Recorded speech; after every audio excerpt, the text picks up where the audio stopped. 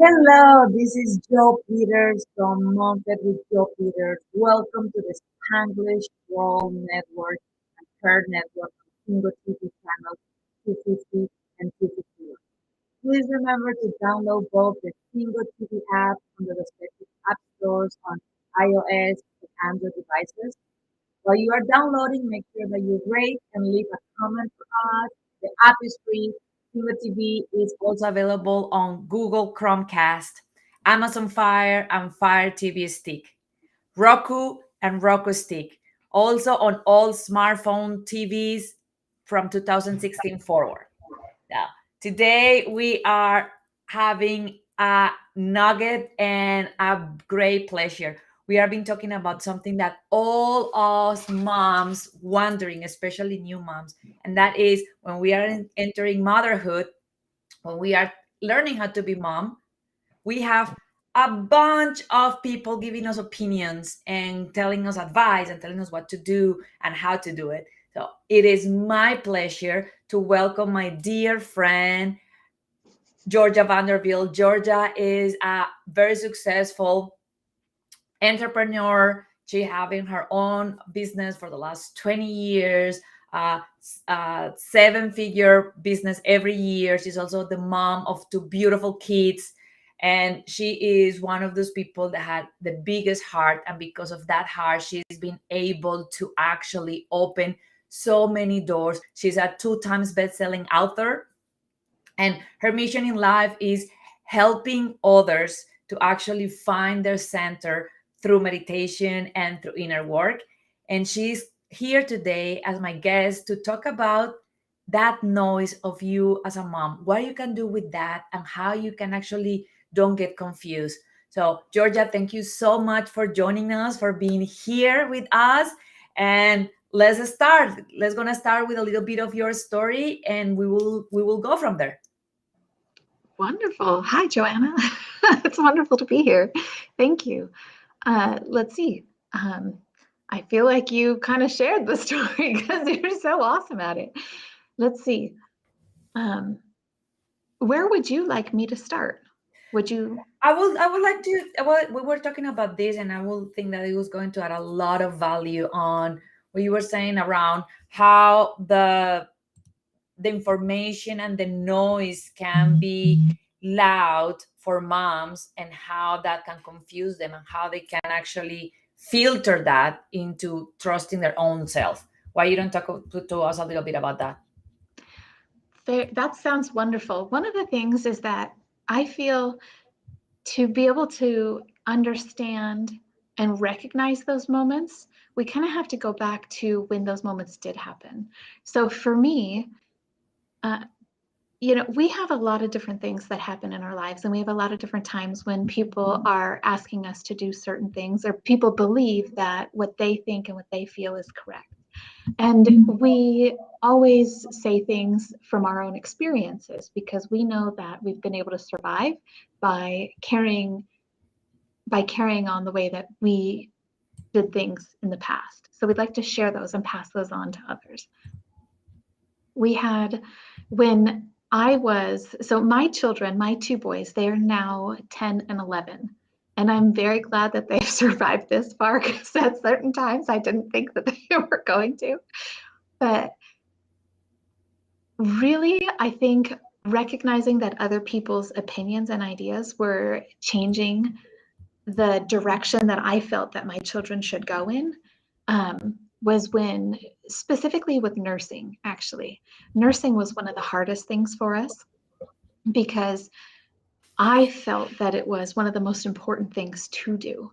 And with my first child, we had he came out wonderful. He was so much fun and nursed him, had no opposition from anyone. I had a little bit of a hard time myself with that, but I didn't have any opposition. And then at 6 months, I ended up getting pregnant with my second child. So you can get pregnant while you're nursing. That's a fallacy if you believe you can't. And with that, I nursed my first son for another 3 months. And during that, nursing him, everything was good at first, but then once it hit about the 2.5 month mark, when I would nurse him, I would get so cold and I would just shake and shiver, and it was almost painful. So we ended up not being able to nurse him past 9 months. So we ended up bottle feeding him after 9 months. Just separating from him at that point was tough enough. But then along came my second child, and I decided I was going to nurse him until he was 2 years old. I just thought that that was the right thing, and that's what I had wanted to do with my first child. And after, at about with the 1 year mark, we ended up having some influential people in our family who really wanted to make sure that their ideas and their thoughts came into play. And they loved the idea of being able to nurse my first child with a bottle. Like that was something that they just thought was incredible. And they loved being able to do the formula because it reminded them of going back to when they were younger and when they had their own children. So they thought that that was the right thing to do. So, but let me back up real quick. Part of it was that there was money involved.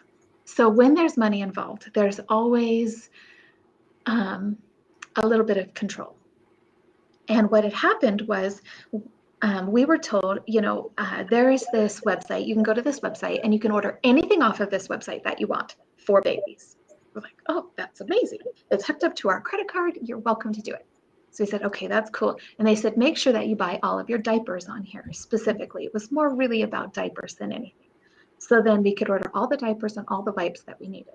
So we would go on there and we would do that. And then with my second child, they said, yes, we're going to continue this. I said, okay, that's really cool. Thank you. Because diapers are really expensive, like you know. And it got to a certain point where it became listen to me or this is going to be taken away. We were like, okay.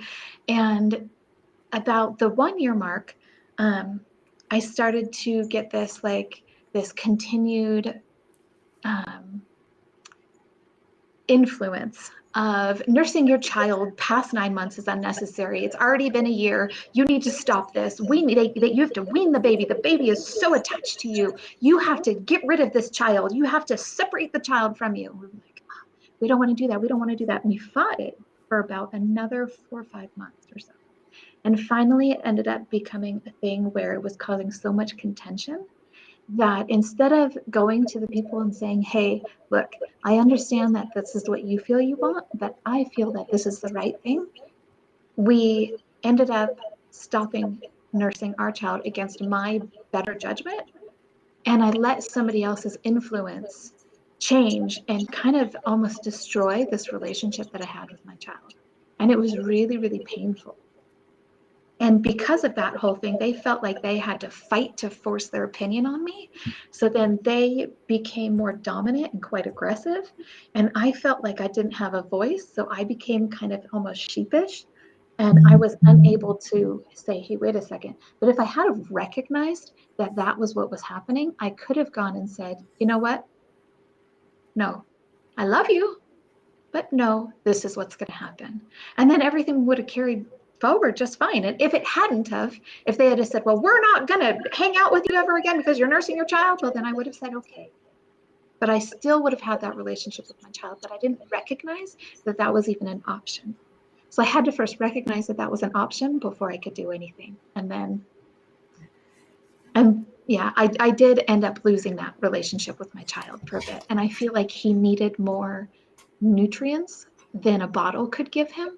And that was one big thing that I learned from. I love that you're being vulnerable enough to share with us your journey, because MomFit is not about only the things that work. MomFit is about us as moms helping new moms to learn from our mistakes. Like I share about my struggles in the fourth trimester. So thank you so much for sharing that. And it's important that all of you mamas that are hearing, there is a couple of things that Georgia touched that I want to reinforce and expand on. The first one is we need to understand from where the advice comes from. And what I'm talking about that is the 2 generations before us were highly influenced by formula, because around the 40s and the 50s, actually in the 50s, doctors will encourage you to not breastfeed your kid, and they will send you from the hospital with ton of formula. So that is how they grow up with, because on those times the food industry label and the food industry strategy and goal was profit, and they knew that if mamas keep breastfeeding their babies, they will not make profit. So that's the first one that I want all of you to understand. When people bring you advice, the first thing is, where this come from? The second one is the Health World Organization and the AAP actually recommend that the best time to breastfeed a kid is up to 2 years, like Georgia was feeling before. Like that is worldwide the average. Unfortunately, in the United States, is one of the lowest times. And there is something very interesting about this, and that is breastfeeding times are related and correlated to maternity leaves.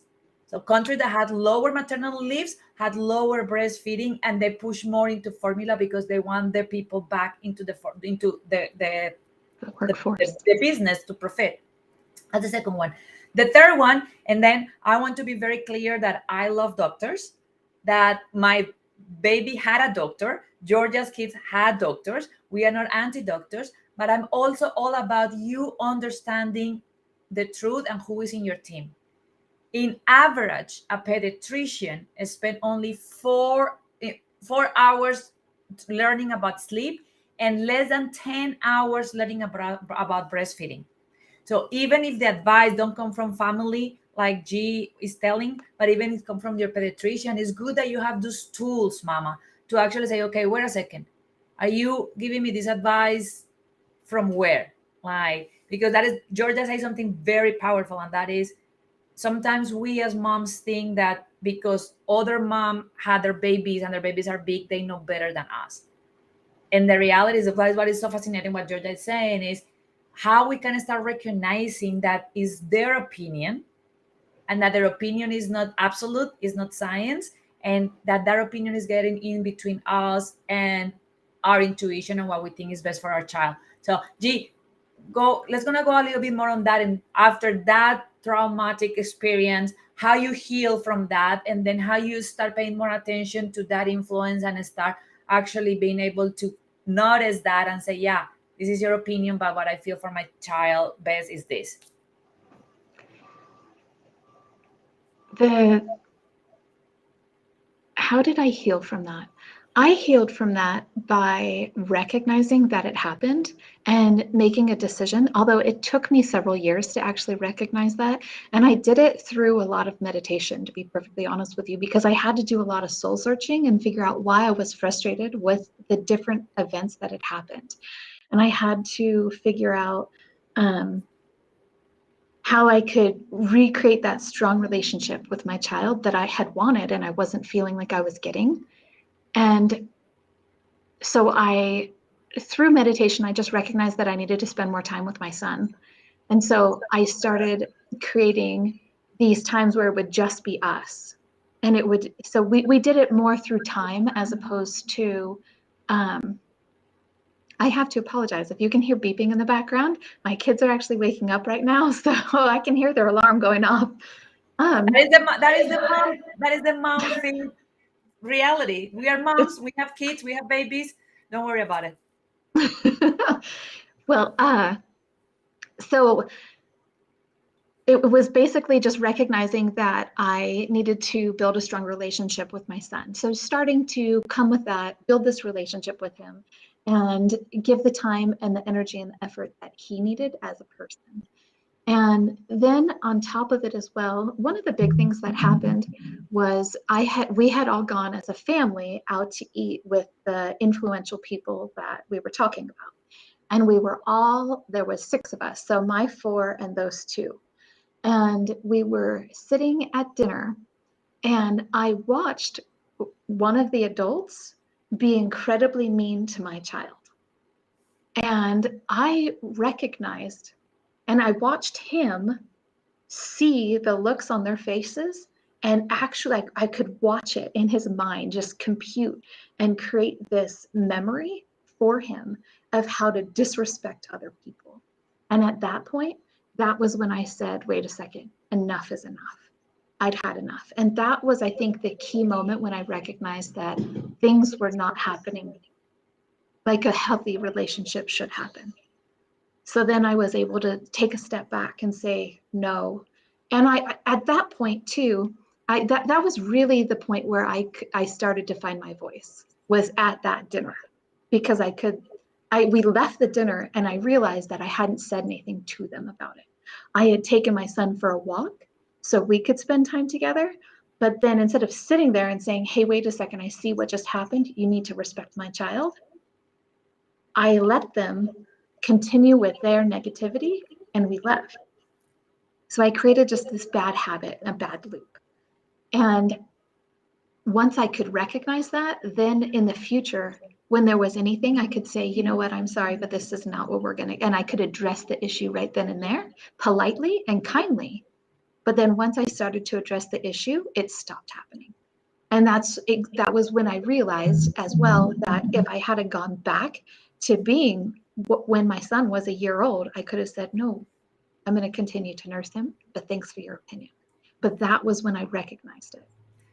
So many great nuggets for moms that I hope that if you are watching this, put the comments on. This is so powerful and so important for new moms, because one of the objectives of MomFit is that we as a village grow together, that you new moms learn from G, from me, from all the other guest speakers, so your curve is smoother and easier than us. A couple of things that are important to point out are, the first one is, notice how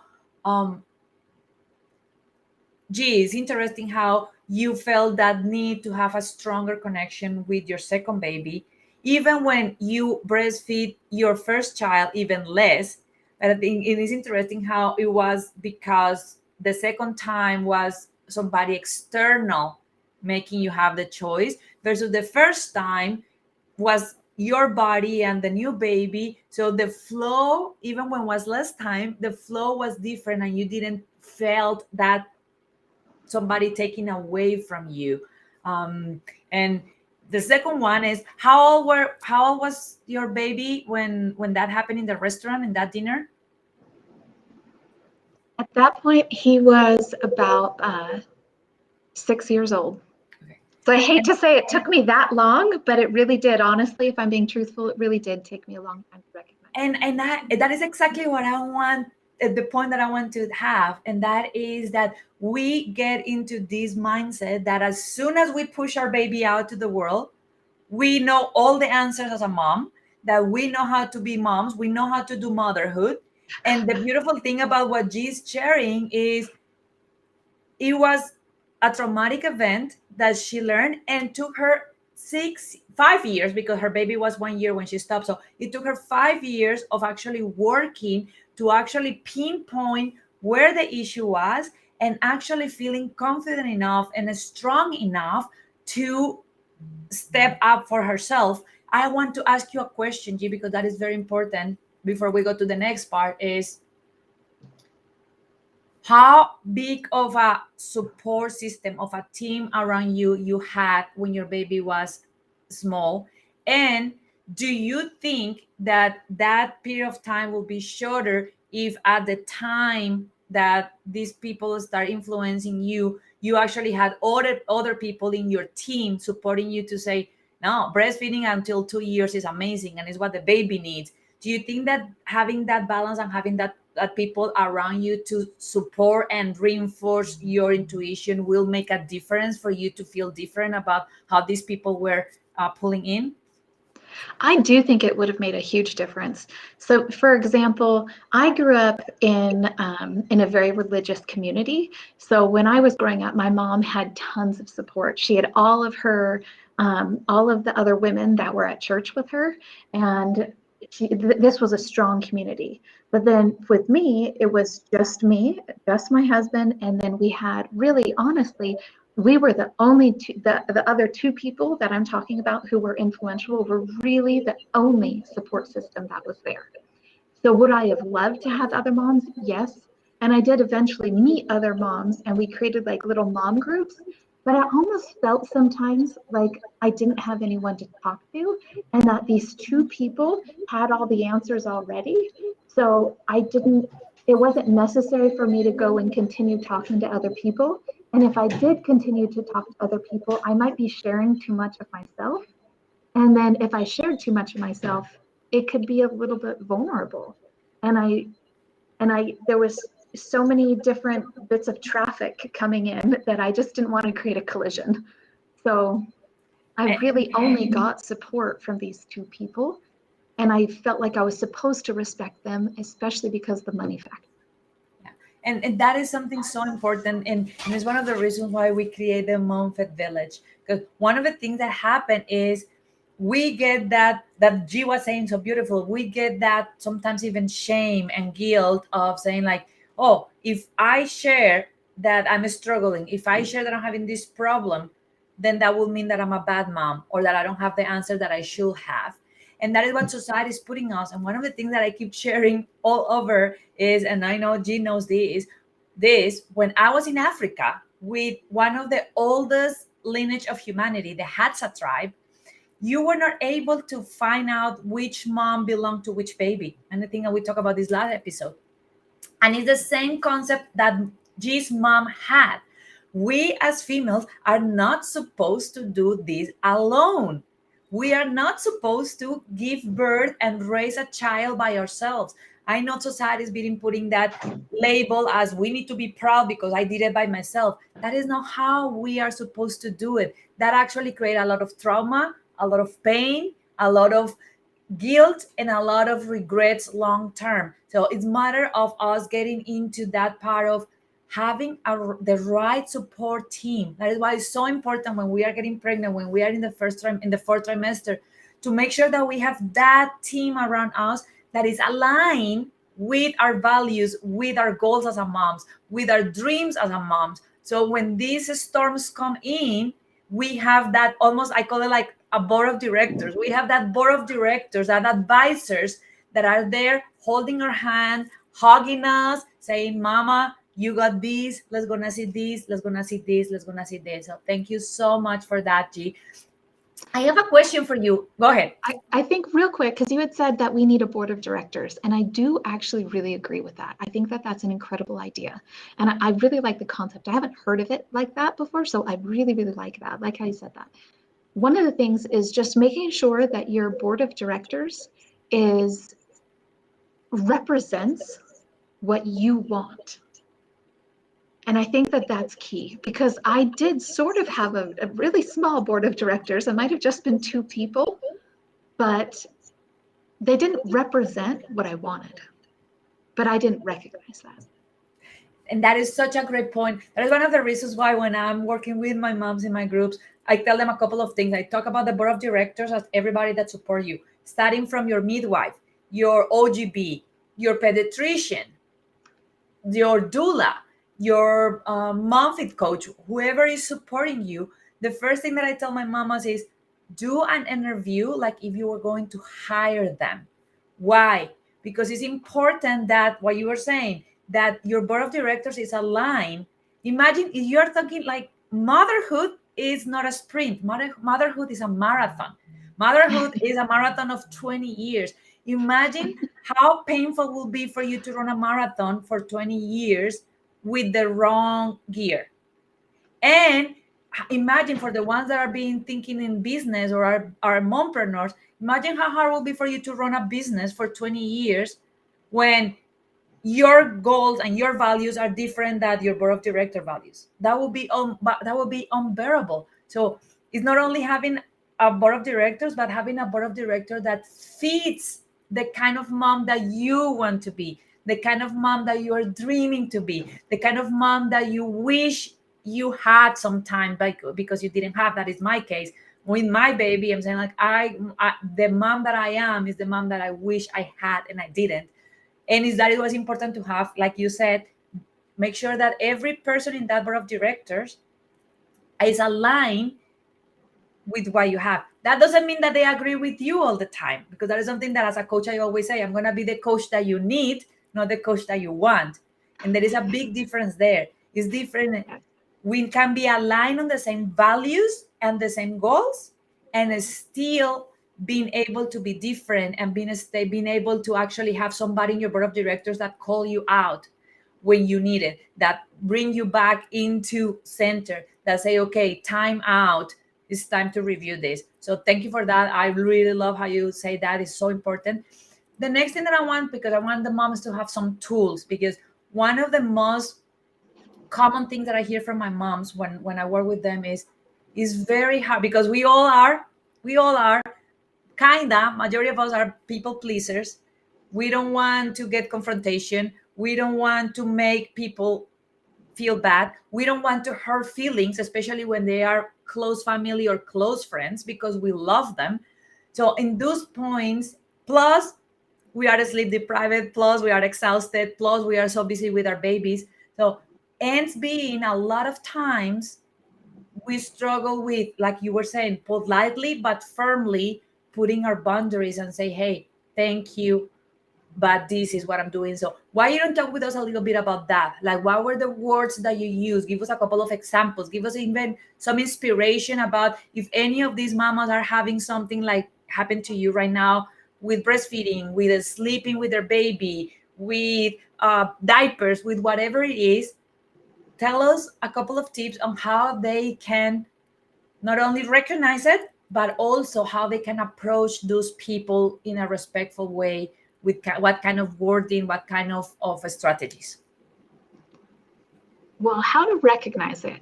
I think recognizing when someone else's opinions are kind of taking over what you're doing, it's hard. It actually is hard to recognize it sometimes, because it really has to do with our feelings. And our feelings dictate our actions. But then also remembering that we're always responsible for our responses. So recognizing that doing nothing is a response, as well as recognizing that being too aggressive is too aggressive. So there's a happy medium. But then also, but pay attention. First, pay attention to my advice, and my thoughts on that would be to first pay attention to your feelings, and pay attention to if you're feeling good at the end of the day, if you're feeling drained, if you're feeling like you didn't do the right thing. Pay attention to that and see how you can change little things. Also, pay attention to your relationship with your child.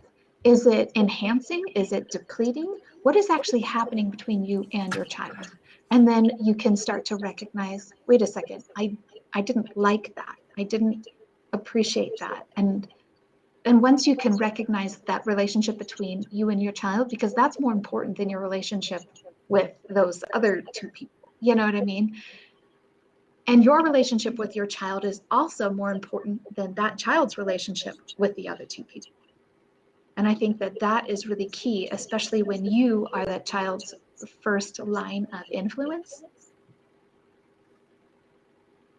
And so recognizing it. And I would always say be kind. Kindness is much better than aggressiveness.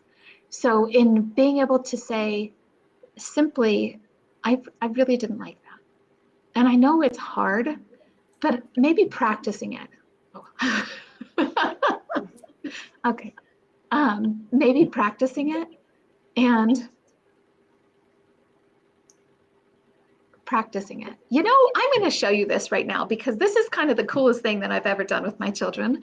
And I know that I've showed you this, and this is so much fun, but I want you to hold your hand up right here, because communicating with our child is so key, right? And I was an American Sign Language interpreter for 4 years. And so take this, and you're going to pull these two, your middle finger and your ring finger, you're going to pull them down. And that right there means I love you. And I think that that is the coolest thing that you can share with your child, It is just a little tip, because if your child, like just now, my son came in, poked his head in, and I, down here below the camera, I said to him, I love you. So he knew right away that he's still important, that I still love him, but just to give him my space for a few minutes. And I think that is the best. Anyway, I just wanted to share that with you because it's And so much fun. actually it's perfect, because one of the things that I was thinking when you were saying that is that could be a great anchor when you're having those tough conversations with family and friends. Like if I'm in front of you and I need to tell you, hey Georgia, thank you for your advice, and this is what is working for us, actually you could be doing that sign and have it in your lab, so you are actually reminding yourself that you are doing it from a space of love, and that it's okay to disagree, and that it's okay. Like one of the things that I really enjoy thinking about, that I want you to expand on, then is that the practice, but then is also saying it's okay to say thank you, that's your opinion, and this is what is working for us right now, or that will not work for my family, thank you so much, I appreciate that. So tell me what some of the ways that you think that it could be practiced, how some of the ways that we can start making that muscle to actually be the first line of defense. Because one of the things that is very important that G said, that I want all of you mamas to write down this. Your child learn from what you do, not what you said. And G said, your child is learning what to accept. I don't know if you remember earlier when she was talking about the restaurant. She said, I saw my child and I saw how my child was making a memory that that was something that will be acceptable to be treated like that.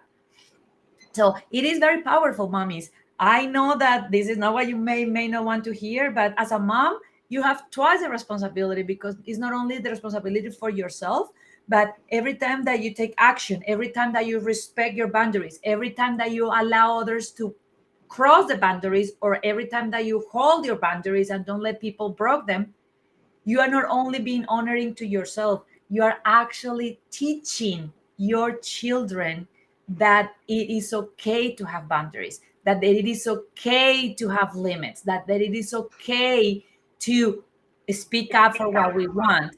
So I think that that is phenomenal, and I cannot agree with you more. Let's gonna talk a little bit more on how we can practice, and what kind of scenarios, or what kind of events like that could happen, and how we can address them, in your opinion. In my opinion. So when my son, my very first son, he was brand new. He was, I feel like when I say he's brand new, I just bought him from a store. He was maybe 3 weeks old, and we had gone to a grocery store together, and he was in the stroller, and I was so proud of him. He was just adorable. And I got there, and a lady who I have known for years, she actually used to have the warehouse right next to our warehouse. And so we had become friends, and she came up, she saw him, oh my gosh, oh, he's so cute. And she immediately picked him up out of the stroller. And I was kind of like, okay, my space, my space, my space. And then another lady walked up. So there was three of us standing there. And we're all three standing there. And the lady who was holding my child goes, I'm going to go get some milk. I'll be right back. And I immediately stepped up and I said, no, that's okay. Go ahead and put him down. And I actually took him from her hands and I put him down. And I said, I'm not comfortable with that, but you're welcome to go get your milk and come back. And she said, oh, okay, and walked away. But I ran into her several years later, because they had moved to a different warehouse. I ran into her several years later and everything was good. There wasn't any hardship, there wasn't anything. But that moment of saying, no, thank you, was a really, really strong moment. And I wish I had have recognized that at that point, because I could have carried that on. But now I know how to say things like that. And it was just simply, no, thank you, that's not going to work for me. I'm not comfortable with that. This is not the direction that we're going to go. And I can say that nicely and kindly, still have friends, still be accepted, still be polite. I don't need to freak out. I don't need to say, no, you're going to kidnap my child. I just need to say, no, thank you. I just need to say, I'm not comfortable with that.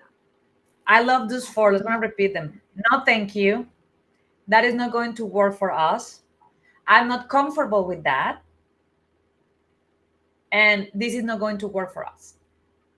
So was that for one? Yeah. So those are four ways you can write them down. And I don't know if I miss one. G, tell me another one if I miss it. But you That's moms all can right. write, Hang on, I'll think of it in just a second. yeah, write it down because those are things that is good that you start practicing on saying. And then this is a tip that I'm gonna give you as a people please practice with the small things and practice with people that you don't care much about. What G was saying is very powerful.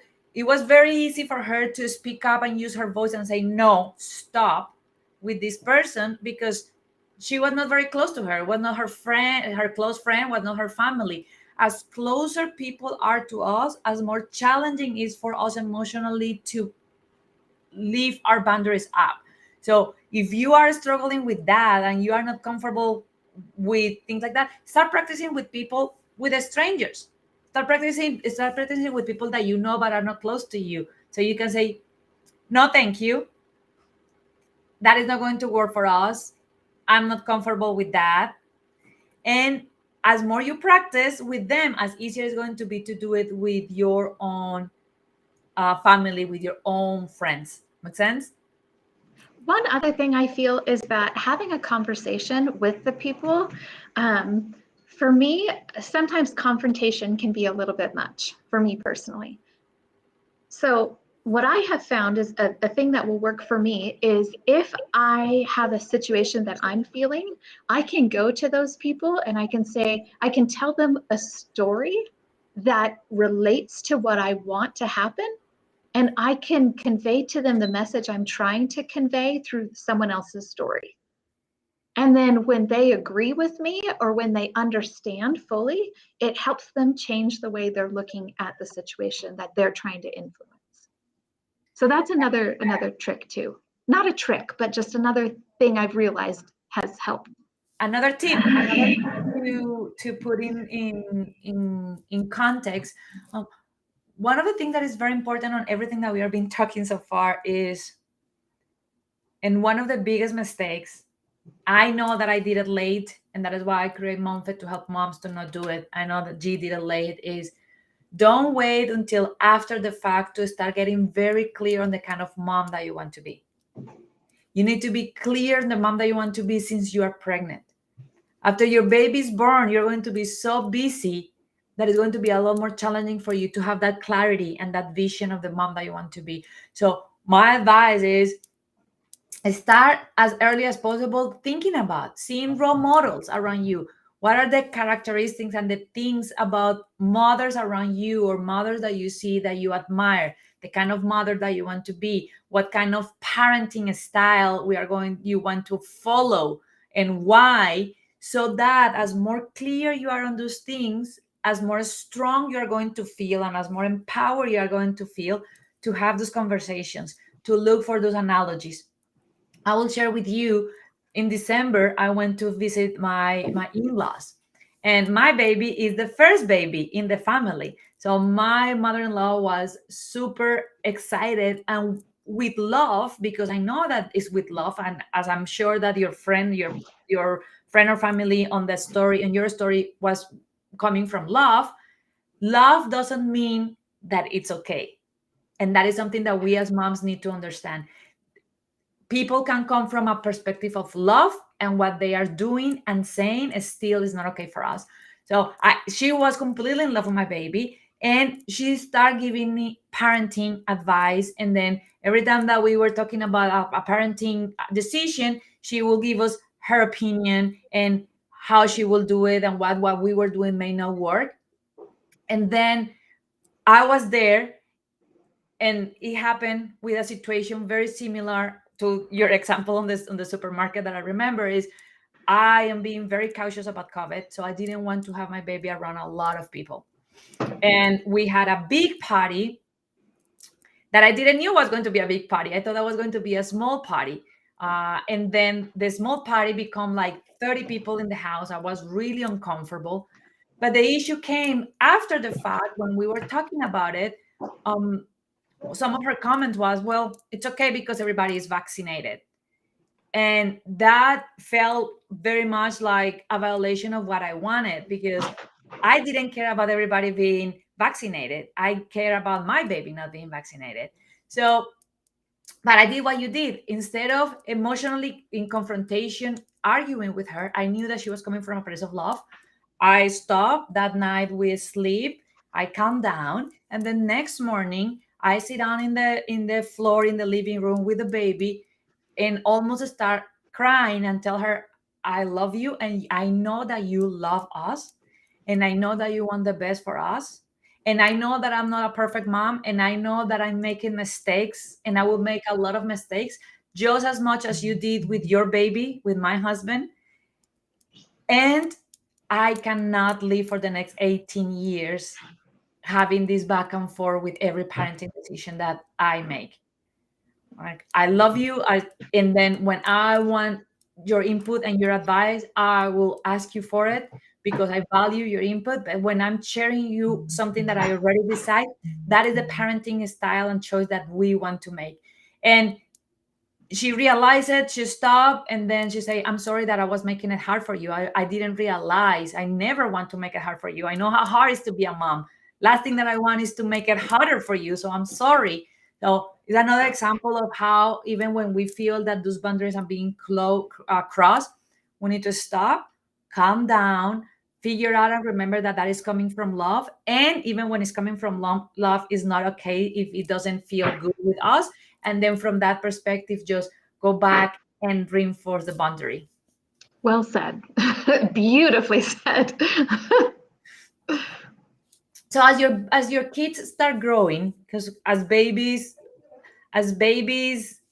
are babies, we are a lot more tired, we're a lot more confused. Also, as your babies are growing and now are beautiful, young, talented, amazing kids, how are you finding, like, if the Georgia that is now having these beautiful boys could go back in time to the first year of life of your baby and or your pregnancy, what would be three things that you will share with that young Georgia that didn't have a support system, that was learning how to be mom by herself?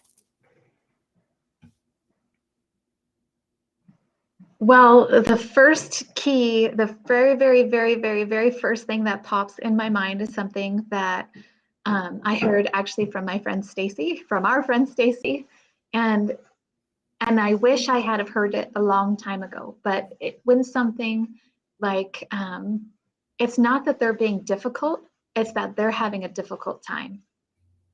And that to me, if I had have recognized that because we see things just from our own eyes, from our own perspective.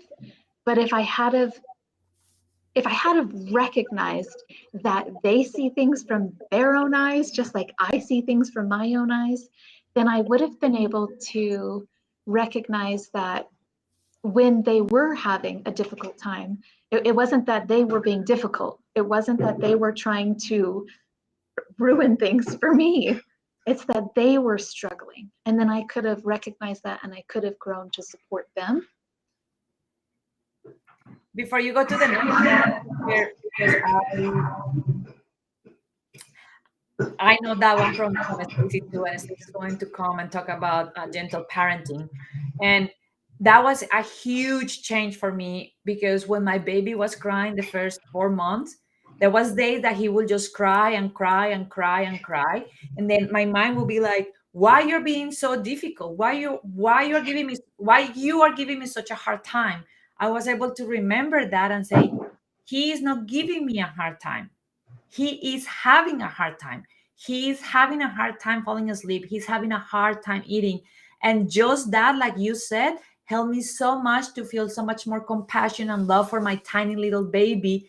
And then don't escalate but de-escalate and then breathe deeply and say, okay, if I think that my tiny baby is having a hard time, then there is no room for anger, there is no room for frustration, there is no room for anything, because then your motherhood love come in and you're like, oh my God, my baby's having a hard time. How I can help you? How I can make it better for you, my sweet baby. So thank you for that one. I use that one a lot too. That was key number one. Um, let's see, two other things. Also, fun. Have fun. It's not all about learn and grow and become this person, and it's just about fun. And sometimes fun can look like throwing shaving cream across the kitchen at each other. You know what I mean? Like, it's it. Fun can be anything. And I'm not saying don't worry about your children getting hurt, but kind of trust them a little bit more to recognize that, okay, they're not going to understand that they can't, put certain things in their mouth. So yes, you got to care about that, but just relax. I think that was one of, and recognize the fun. Be fun. Find the fun. Look for the fun. And that's a phenomenal way to raise our children, is with fun, teaching them how to find the fun, teaching them how to recognize the fun, and the appreciation of everything. One other thing,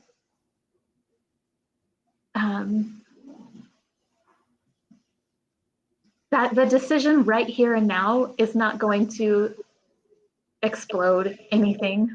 No one's going to die if this happens. No one is going to implode. As moms, I don't know, for me at least, for me as a mom, I really put so much emphasis on all the tiny little things that were happening, and feeling like if I didn't get everything right, that things were going to turn out improper on the other end. But this story just popped in my mind, so I have to share this with you. When my son was about 4 years old, so they were 4 and 5, I was really, really big into meditating. And I mean, I still am, and a little bit before that too. But anyway, I would, every morning during my meditation, I got to this point where I was like, I just need to ask for patience. And so I would ask every single day for patience. Let me find my patience. Let me get my patience. Where is my patience? How do I utilize this patience? That's all I did, was focus on this word patience. And I was given the opportunity almost every single second of every day to practice this patience I was searching for. And then one day I really got it wrong. I sat down in my meditation and I just closed my eyes and I asked for a good day with my kids. And I got it. And I recognized that I didn't need to ask for the thing I didn't want, the patience. I didn't want to have to utilize patience. I didn't want to have to experience and search for it and find it. What I really wanted was a good day with my kids. So I recognized that I can ask for something different, ask for the result I want, not for the result I don't want. So ask for a good day with your kids and you'll get it. That is so powerful. And I think that the second tip around relaxing and having fun, it's so important and so challenging for first time moms, especially in the fourth trimester. And that go link into how important it is to have your support team, your village, your board of directors. Because if you are a first time mom, if you are in the fourth trimester, if you have a newborn, and then you don't have a support system, you don't have a board of directors, you don't have a team around you, it's going to be a lot more hard. It's going to be harder for you to actually find the fun and don't stress about things. So before we leave, I want you to talk a little bit about maybe one or two things that you do to find fun. And then your third tip is absolutely on spot. And we are going to go here into the woo woo, but that is what we do in MomFit. Is the universe, God, the angels, however you want to call them, they are always listening and giving us what we are asking for. So if we are asking for patience, then they are giving us opportunities to practice that. So I agree with you. So that is a great tip is mamas, don't ask for what you don't want, ask for what you want. Actually, I start doing that recently, funny enough, with my baby, because my baby's not sleeping throughout the night, and every night I will be like, oh, can we just sleep better? Can How we can get better sleeping? And it was not working. And just a week ago, I start when he was nursing at night, I start giving him affirmations. You are loved, you are wonderful. And I start adding, you're a good sleeper. You're a good sleeper. You're a good sleeper. And then we are not sleeping throughout the night yet, but he's now sleeping 5 hours, 6 hours when he was sleeping only three. So that is very powerful. Now, tell me two ways that you find the fun that you can teach your kids to be fun before we close up. So when I was little, I loved going to birthday parties. I always thought birthday parties were the absolute best. And we never had any cool birthday parties, but now we have this little website called like Etsy or Pinterest or even Facebook, like you can look at other things. And I like to plan little birthdays. So I feel that if a day it feels like a birthday, it ends up being a lot of fun. So you can get a lot of different ideas by planning a little mini birthday. So you can, I have boys, and what do boys like? They like things that explode. So you can take like a soda pop and you can like a Coca-Cola and you can drop a Mentos in it and it'll explode. And it's just, kids love it. And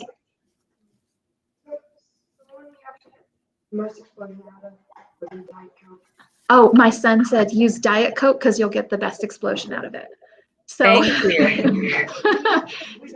so, but there are lots of different little ideas. You could look up different like boys' birthday ideas, girls' birthday ideas, and then you can come up with these tiny little activities that you can do with your children that end up being kind of free almost, and they end up being just a lot of fun because they're easy to do. They don't take a lot, and they're enjoyable.